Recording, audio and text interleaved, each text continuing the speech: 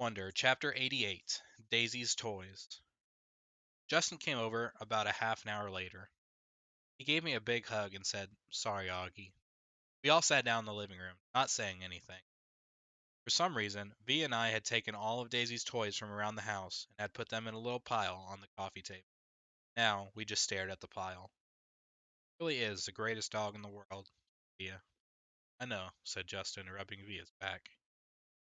"You just started whimpering, like all of a sudden," I said. Dia nodded. "Like 2 seconds after you left the table," she said. "Mom was going to go after you. Daisy just started, like how?" I said. "Just whimpering. I don't know," said Via. "Like howling?" I asked. "Augie, like whimpering," she answered impatiently. She just started moaning, like something was really hurting her, and she was panting like crazy. Then she just kind of plopped down.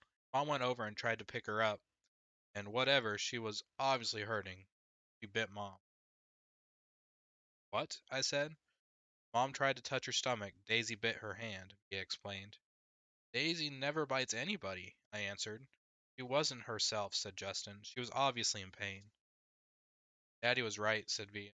"Shouldn't have let her get this bad." "What do you mean?" I said. He knew she was sick?" "Augie, Mom's taken her to the vet like 3 times in the last 2 months. She's been throwing up left and right. Haven't you noticed?" "I didn't know she was sick." Via didn't say anything, but she put her arm around my shoulders and pulled me. I started to cry again. "Sorry, Augie," she said softly. "I'm really sorry about everything, okay? Forgive me. You know how much I love you, right?" I nodded. Somehow that fight didn't matter much now. "Mommy bleeding?" I asked.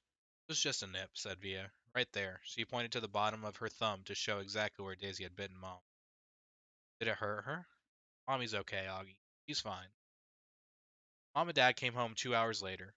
We knew the second they opened the door and Daisy wasn't with them that Daisy was gone. We all sat down in the living room around the pile of Daisy's toys. Dad told us what happened at the animal hospital, how the vet took Daisy for some x-rays and blood tests, then came back and told them she has a huge mass in her stomach. She was having trouble breathing. Mom and Dad didn't want her to suffer, so Daddy picked her up in his arms like he always liked to do, with her legs straight up in the air.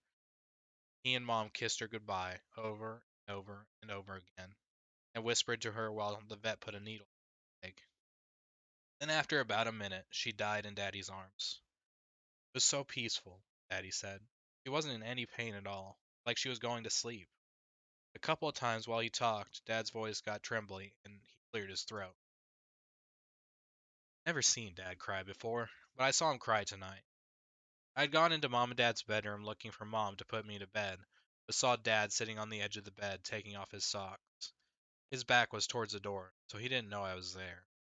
At first, I thought he was laughing because his shoulders were shaking. Then he put his palms on his eyes, and I realized he was crying. It was the quietest crying I've ever heard, like a whisper. I was going to go over to him, but then I thought maybe he was whisper crying because he didn't want me or anyone else to hear it. I walked out and went to Via's room.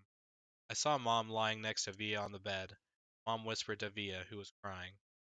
So I went to my bed and put on my pajamas without anyone telling me to, put the nightlight on, and turned the light off, and crawled into the little mountain of stuffed animals I'd left on my bed earlier. It felt like that all it felt like that all that happened a million years ago. I took my hearing aids off and I put them on the night table, pulled the covers up to my ears, and I imagined Daisy snuggling with me, her big wet tongue licking my face all over, like it was her favorite face in the world. That's how I fell asleep.